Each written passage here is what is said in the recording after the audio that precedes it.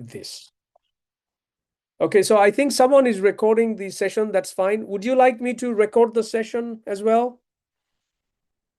Or, I mean, I don't want to do it. If you want to do it, just go ahead and record it. I don't have a problem. Of course, you can audio record as well. That's me, teacher.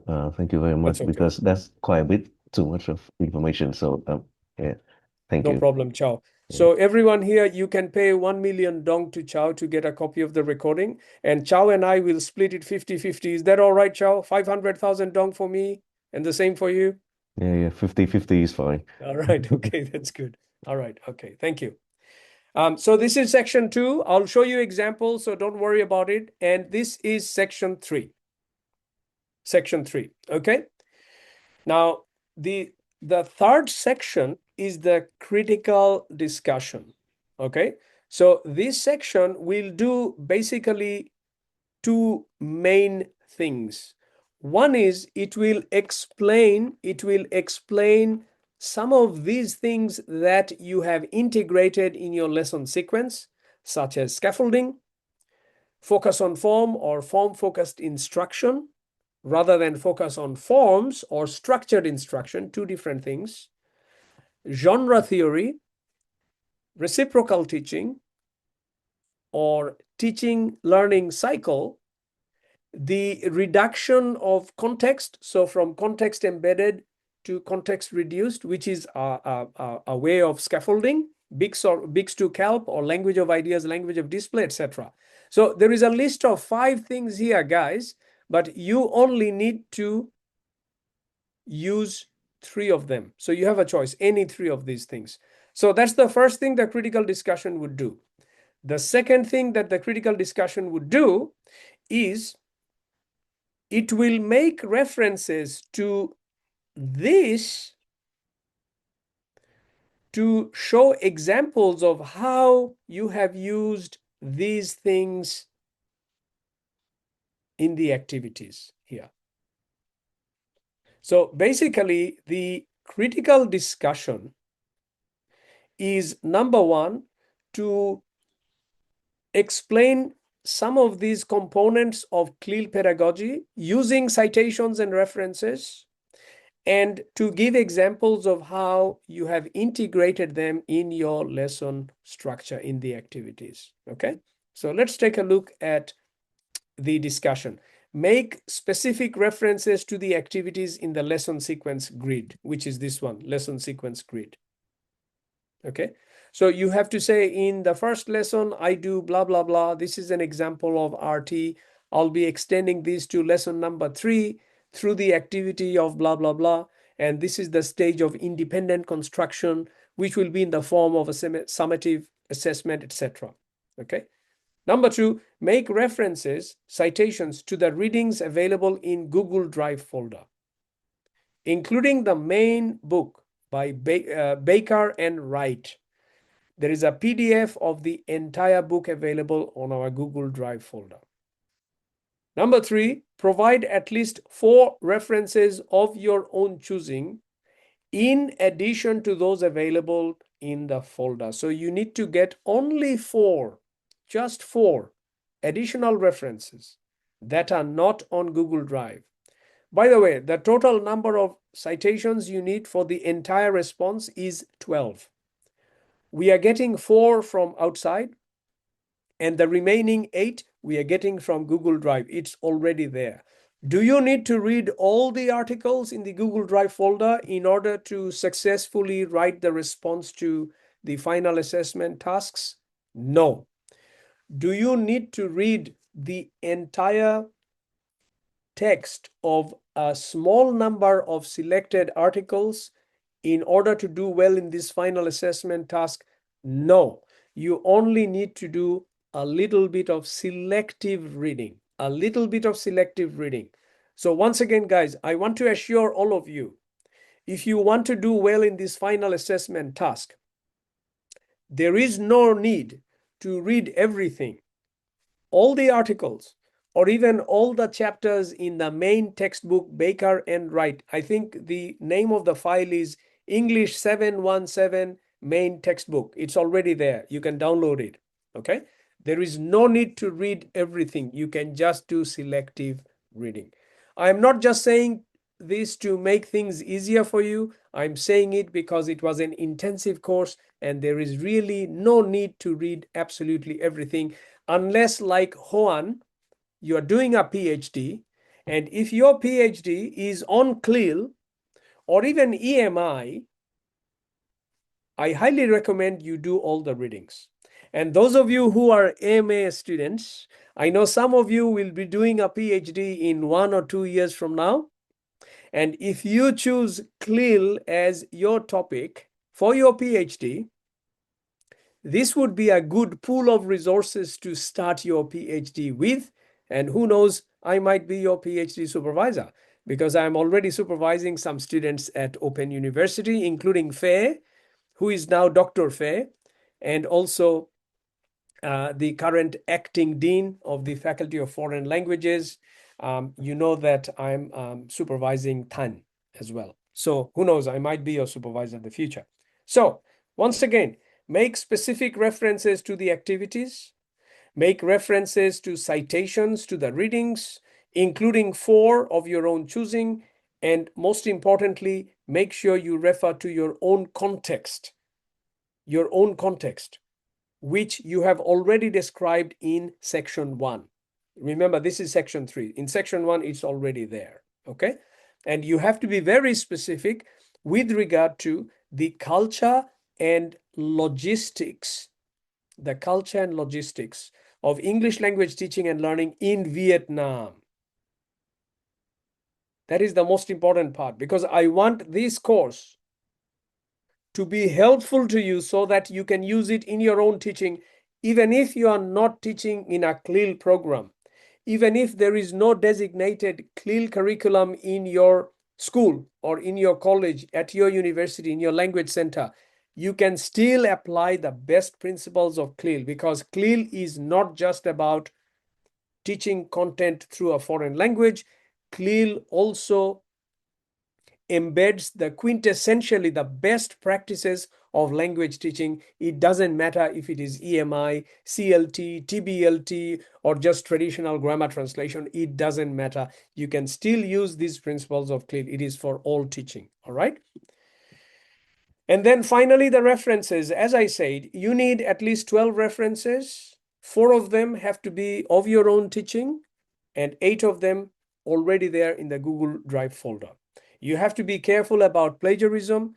You have to provide an AI statement if you use AI for anything, including just fixing your language. Just a small AI statement at the end of your presentation. And of course, you need a reference list with a fully formatted list of readings in APA 7th. All direct quotes must have page numbers.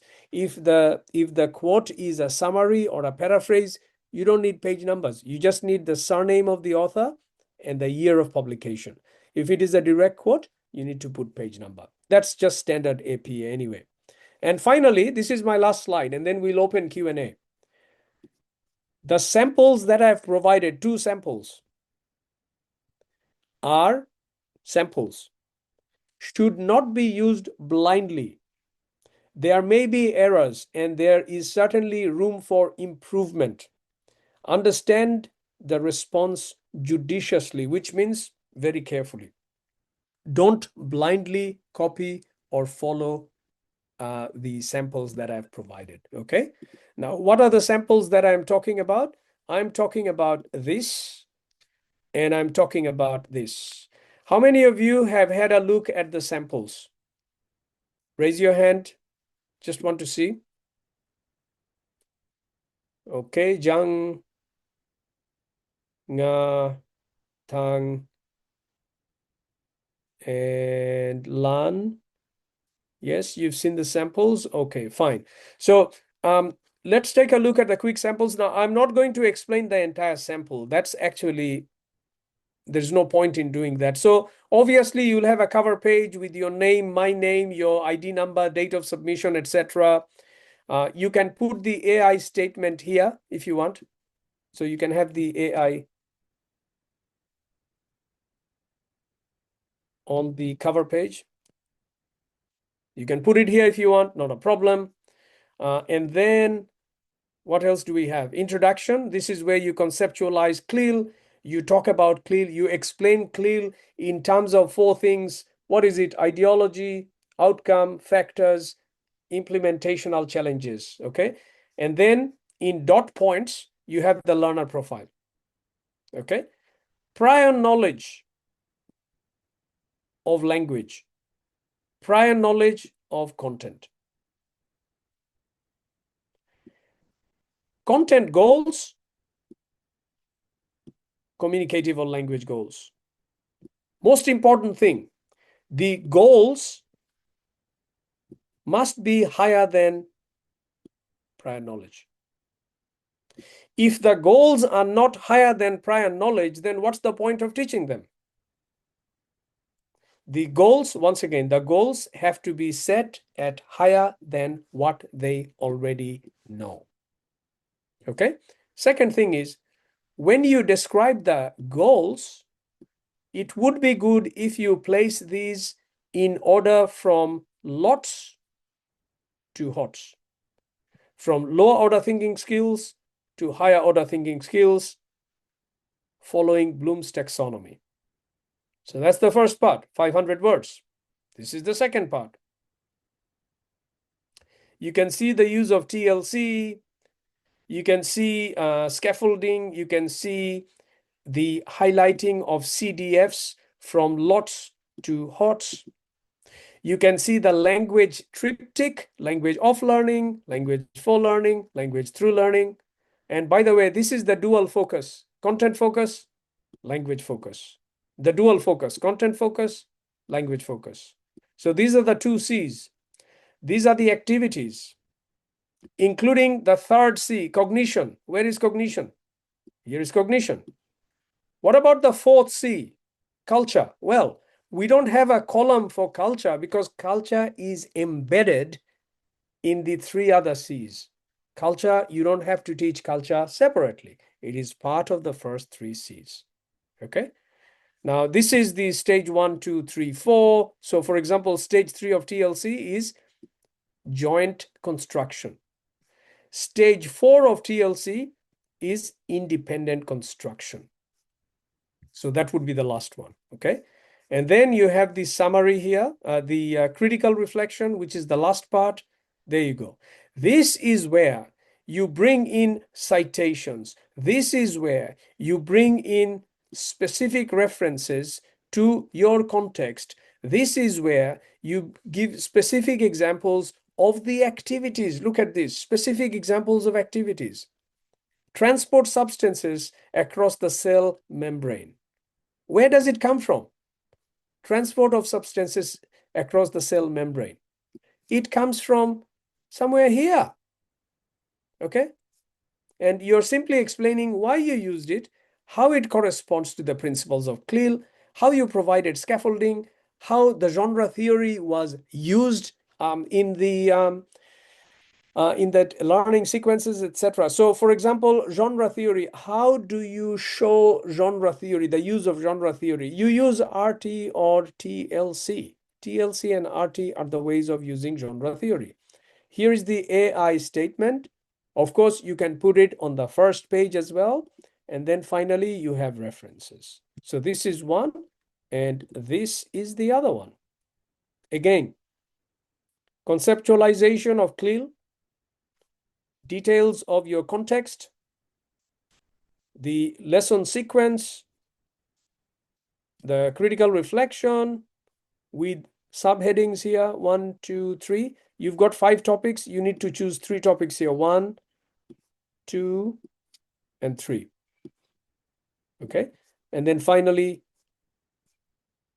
the references. All right. So that's all from me. Let's take questions. Huang, you have a question. Huang. Sorry, no.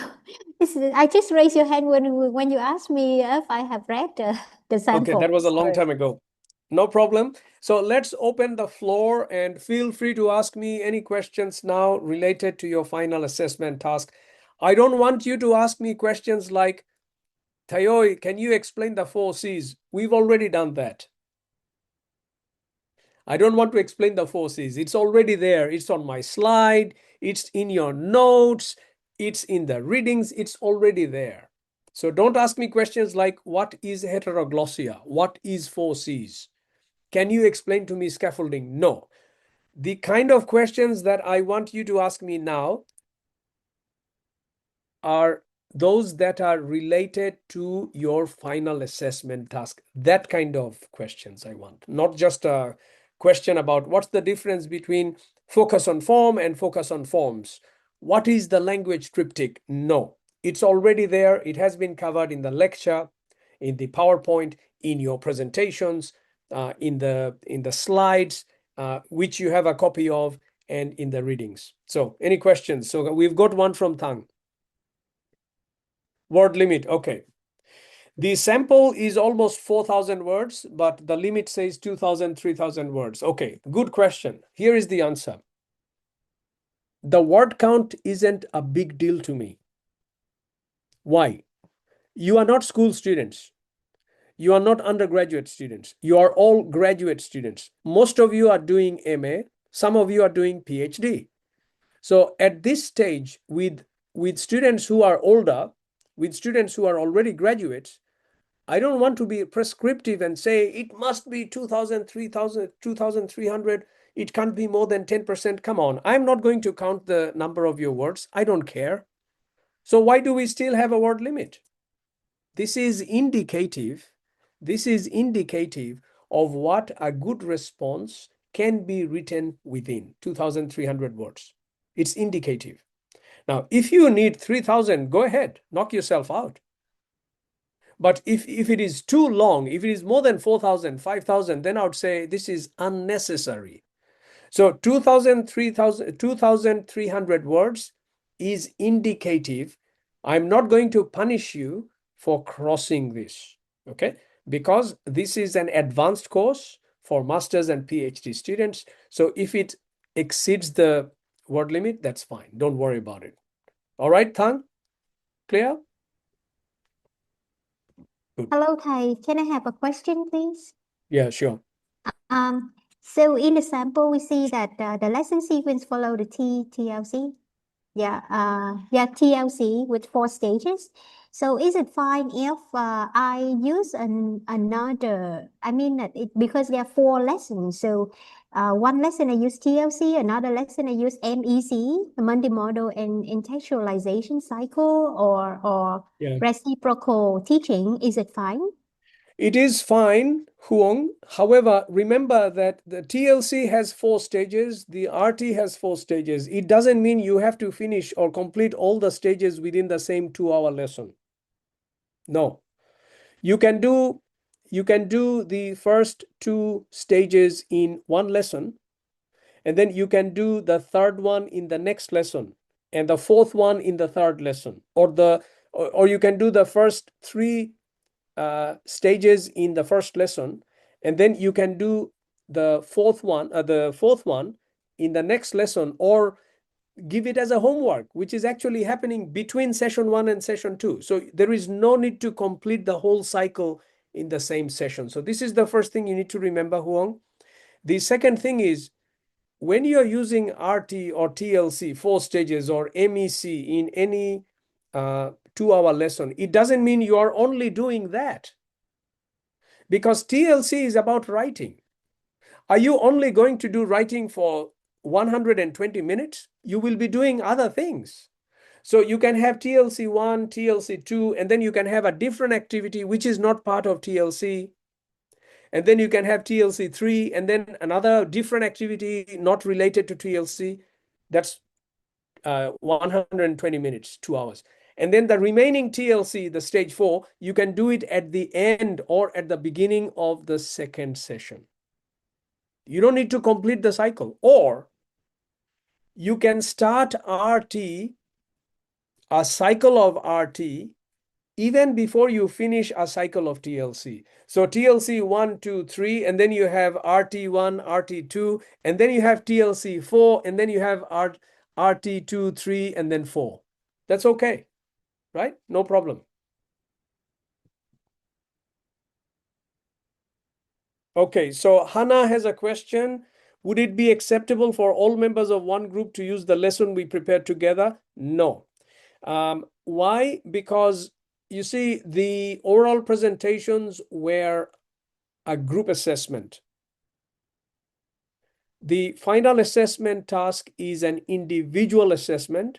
So there were 4 or 5 presenters in each group, right, guys? 4 or 5. Now, it is likely that one of you decided the topic and did most of the work among the 4 of you for the lesson sequence. Okay. So in other words, the second oral presentation that you did in the class will align with one of you, but the rest of you will have to do the whole thing for your own chosen context, which will be a different context. So to the answer to Hannah's question, no, you can't use the same lesson sequence prepared by your own group. You can't do that because there is another big reason here. If you do that, then those of you who were in the groups for the first oral presentation, they have a big disadvantage because they didn't do it. Because the first oral presentation was different, right, guys? It was different. So it's not fair to them if everyone from the second group presentation say, oh, we already have one, we'll use the same one. No, you can't do that. Everyone's response must be different. Even the content area, maybe the content, well, we only have a limited number of content areas. So maybe if this is a class of 30, 10 will choose geography, 5 will choose physics, 5 will choose chemistry, 7 will choose biology. That's okay. But the topics have to be different for everyone. The context has to be different for everyone. Someone might choose grade 5, someone might choose grade 7, senior high school, junior high school, masters or bachelors. So everyone's response has to be different. Even if you did the same in the same group, it has to be different because it's an individual response. Okay.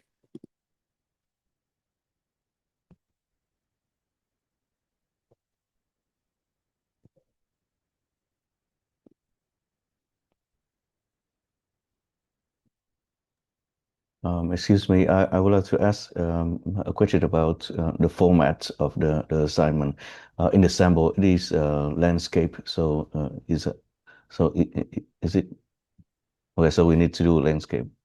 I think so. Yeah. So, Chow, that's a good question, practical question. So the template itself is landscape, right? The template. Now, if you insert it into a Word document with pages before and after it, then the other pages might still be in portrait, and this one becomes landscape. That's okay, not a problem. So, if you don't have enough skills to change everything to landscape, I will excuse you for that, not a problem. So some pages are portrait, some are landscape, not a problem. However, the pages in which you have the lesson grid, the table, right, Chow? Those pages must be landscape. Landscape. Yeah. The other pages, it doesn't matter if it is horizontal or vertical, not a problem. So we safer if we do the whole thing in landscape. Yeah, sure. Yeah. I mean, yeah, that's Yeah. actually the best option. Yeah. Yeah. Sure. Thank you very much. That's the easiest option. Yeah. Yeah. Yep. Yeah, as a follow-up question, because Tammy, I need to see you first. Who is speaking? Let me see you. Turn on your camera. Come on. yeah, I'm sorry. My play is kind of chaotic. We don't mind that. We don't mind that. Yeah, so sorry for that for just a little bit. Okay. Yeah, to follow up his question, because I still do with the portrait one, and I changed the grid for a little bit. Like for example, like you do with the heading is kind of what I mean. Say I make it like a column, and then I just changed the format a little bit to make it still portrait. Okay, so I'm not sure I understand what you're saying, but you can't change the grid template. You can't change it. So there are 5 columns. The 5 columns are non-negotiable because it has been set up so that it shows me the 4 C's very distinctly. It shows me clear and distinct focus on language and content. It shows me the time. It shows me the activities. It shows me the materials. And also there is a column for comments. So, Tammy, you can't change the grid at all. In fact, as I said while I was answering Chow's question, the orientation of the lesson template page must remain landscape. So which means all you're doing is you're filling in the grid with text, but you can't change the formatting of the text or the columns or change the headers. You can't do that. You just have to use that. Of course, you have 4 2-hour lessons, so you have to add additional rows. I think, Chow, there are 2 columns in the grid, right? So you have to add 2 more rows. Is that right, Chow? I think there are 2. Let me see. Here we go. Oh yeah, see, you can't see my screen now, right? Okay, so let's share the screen. So can you see my screen now? Yes. Yes. Okay, you see, Tammy, what I mean is this lesson sequence, it has it has 2 rows here and here. You can add 2 more rows, each for 2 hours, so that's 8 hours in total, but you can't change these headers, these labels, and you can't squeeze it into portrait. It has to be landscape. What I mean is here, I still keep it, but then how to say, I already sent you a pictures in the message for you so that you can imagine how I did. Because when I do with the original one, it's quite challenging for me to do. So I decided to make it into the column and not into the row. Like, Okay, yeah, I can see it. I can see, Tammy, I can see your message here, right? This one, right? No, you can't do that. It has to be the same. okay, let me change Okay, it. because yeah, I understand what you're saying, Tammy. And I know what you have done is it's still the same thing, but you're presenting it in a kind of hierarchical manner rather than side by side. You're doing it top to bottom, right, Tammy? Yeah. Yes, but you can't change it because of 2 reasons. One is the assessment has to be standardized for everyone.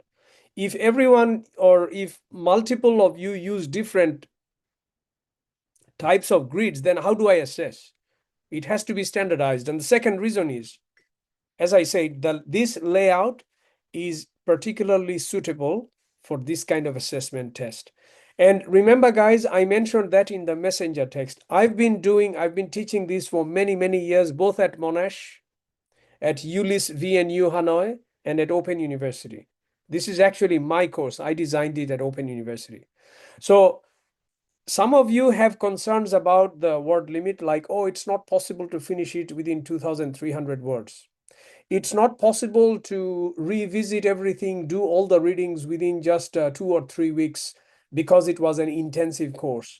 It's not possible to remember everything because the classes were held in an intensive mode. It's not possible because I didn't do the second assessment, the oral presentation. I did the first one. It's not possible because Thầy is not here to answer our questions. It's not possible because the task is too difficult. So I know you have these concerns, but remember, I have done this course in intensive mode at Open University every year since 2022. And at ULIS VNU and at Monash. At Monash, it wasn't intensive, but at VNU ULIS, it wasn't. And yet, until now, no one has failed this course. Most students have done well.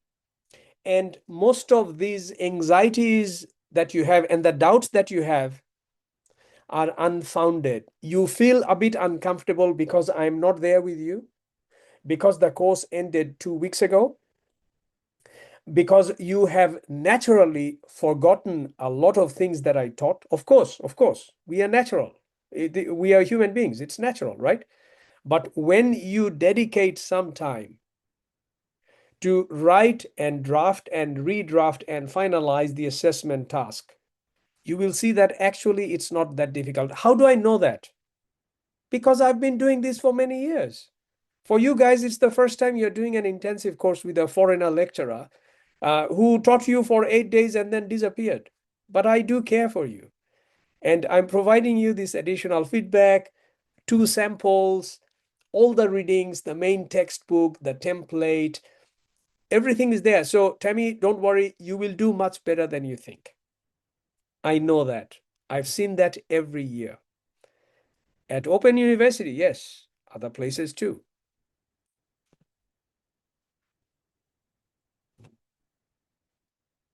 Okay, so here is another question by, okay, Luan has left, that's okay.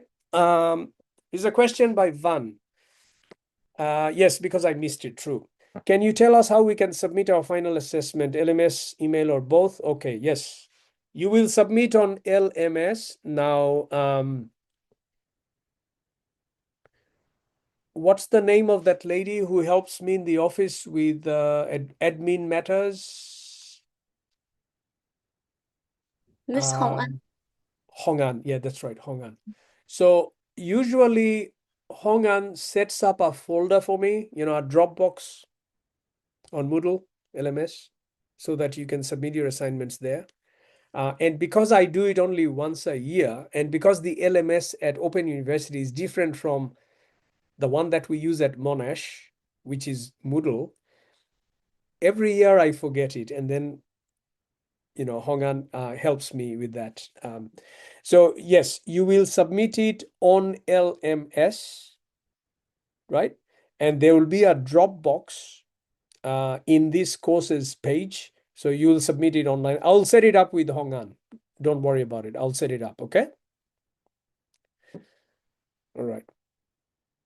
So don't send it to me by email or anything. Yeah. All right. Any other questions, guys? I mean, time is over, but I'm happy to stay for another while. Here in, it's 6 minutes past 1, so it's lunchtime. So once I'm done, I'll just have lunch. And then I'll go to the gym, and that would be the end of my work day. But I just thought that Friday might be more suitable for most of you compared to other days. That's why. And my apologies to those who are not here. Please convey my apologies to them, because I know that there are 33 of you here. Oh my God, that's a good number, actually. Most of you are here, but I know that some of you couldn't make it because you have unavoidable commitments. You have teaching, you have meetings and other things. But I tried my best to choose a day that is suitable for most of you. And I thought Friday might be the best. Anyway, any more questions? Everyone looks all scared and anxious and nervous. Come on, guys, you can do well and you will do well. Just enjoy it. Please enjoy writing the assessment task. Don't feel like it is a burden. It is an unwelcome drudgery, that it is an unavoidable task that you need to accomplish in order to get your degree, to finish the course, to get a grade. Is it possible for you, despite you being very busy? I know you're very busy. You know, it doesn't matter if you teach in a language center or private lessons at home. I know you're all busy. But is it possible for you to say, all right, I will set aside 2 hours on such and such day in a cafe with my Spotify on, or at home or somewhere else, or in a library, and I will really try to understand, and I will enjoy doing this task. Why? Because it doesn't matter if in the future you get an opportunity as a language teacher to teach in a school or a college or a university that has a designated CLIL program. It doesn't matter if you can teach in CLIL or not. This course teaches you how to be a more effective teacher of English or of any language. It doesn't matter if it's CLIL or not. So is it possible for you to set aside some time focus, and enjoy doing the task. Because so far, no one has failed this course. And so far, most students, so when I say most, mathematically, it means more than 50% have done really well in this class. So Tammy or whoever you have here that you're anxious about, oh my God, I'm not sure if I can even do it. I just don't have the energy. It's been 2 months, too many things. What is the language triptych? I've never heard of it. I can't even remember it. Please be positive about the task and do it. You will do well. I know it because I've done it before. So, okay, any other questions? Otherwise, I'll disappear once again. But I'll be around. You can ask me questions on Messenger. Excuse me, teacher, may I ask one question? I'm Of sorry course. because I cannot open the camera. Okay, that's an excuse I hear very often. I don't know why. That's fine. Okay. Yeah. So may I ask the questions about the lesson sequence? Yes. So I would like to design the 4 section, based on the textbook from my student subject, because she's studying CLIL lessons at grade 8. So is it possible for Yes. me to use her Sure. textbook? In fact, hard trend, it's not only possible, it is good because you have first-hand experience of teaching that book, right? So it's good, very good. What's the content area, hard trend? She study literature, math, and science in English. Very good. Yeah. So you choose any one of these: literature, math, science. Choose any one, and then use the actual textbook that is used in the classroom that you teach. So that's excellent. Very good. Yeah. Thank you for your answers. No problem. See, Hartran is an example of how you might have questions that you're afraid to ask, you're doubtful, or you think it's a silly question or it's a stupid question, but actually you're thinking in the right way. And you won't know that unless you ask me. So please be frank and tell me about your questions, inquiries. And, in most cases, Open University students are really good compared to students from many other universities I've taught. You guys, it's a privilege to study at Open University, not to mention some of you are PhD students. You're even further. And some of you are future PhD students. How many of you want to do a PhD? In 2 years, in 1 year? How many of you? Don't feel shy, come on. And if you do a PhD, how many of you want to do on a topic that may be related to CLIL or heteroglossia or something like that? And if that's the case, who knows, I might be your supervisor. You might be my next PhD student from Open University, who knows? So I feel CLIL is like I am quite interested in dialogic education. So which is great. yeah, and I feel like I am more inclined to it. That's very good. So it doesn't have to be CLIL. In CLIL, there are so many concepts. In CLIL, they are not exactly about CLIL, but they're embedded in CLIL. So dialogic education, as you mentioned, Tammy, that's from Paulo Freire, the Brazilian philosopher and linguist. Dialogic education, and then we call it the diaglossic heteroglossia, dialogic heteroglossia, transformative education, praxis. These are some related to the works of Paulo Freire, and they are very much contemporary topics. So your study could be on dialogic pedagogy, which is a part of CLIL, but it's not about CLIL. Great, Tammy, very good. Many, so Chow says many will do a PhD if you agree to be their supervisor. Thank you, Chow. Let's see, let's see how it goes. But yeah, I look forward to that. I look forward to that. Yeah. All right. Any other questions? Otherwise, I'll close. I know you all have stuff to do, and yeah. Any questions? I'm just looking at, I can only see 4 or 5 faces because everyone is hiding behind a camera that's not turned on, which is very odd in Australia. We never do that. It's kind of a bit disrespectful if the camera is turned on. It's almost like, I don't care about you seeing me. I don't want to make eye contact, just talk. And if I have questions, I'll talk without looking at you eye to eye. It's kind of like that. That's why I was insisting on turning on your camera, but I understand the culture is different in Vietnam. I understand that. So I shouldn't impose my cultural expectations on you. But But those of you whom I can see, and I can see Tammy now. So thank you for that. All right. Any other questions? Maybe I'll give you one more chance. Tram An. Any questions from you? You look like you have a question, but you're not sure whether you want to ask. Actually, I have another cafe with my friends now. Okay. This day is my day off, then I have plenty of time, but actually I have a date. So All then right. Okay. I need to go now. I don't want That's to fine. That's interrupt okay. anyone. Yeah. Okay. No problem. And I understand some of you are probably working in public places just like Tram. So it could be in a cafe. That's why you've turned off your cameras. Maybe your audio is turned off because you don't want other people to listen on, and you're listening on the earphone. So anyway, thank you.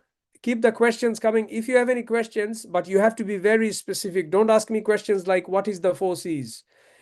I can't explain that on Messenger, but you have at least one point of contact with me, which is Messenger. So if you have questions there, and before I finish, once again, 10th February is the deadline. Please don't ask for an extension. It won't be good for you. Please submit it on time. You can do it. You can do it. And you can not only do it, you can do it with enjoyment. Please try to enjoy it. Submit it. Disappear for a few days. Enjoy Tet. Come back, and it would be a great 2026 for you. Thank you very much. All the best, and I'll see you. Thank you so much. Bye. Goodbye. Bye. Thank you so much. Thank you, Bye-bye. teacher. Thank you so Bye-bye. much. Bye. Looking Mom, forward to teacher. seeing you again. Let me take a screenshot before everyone disappears. There. Okay. I'll send it. Bye. See you.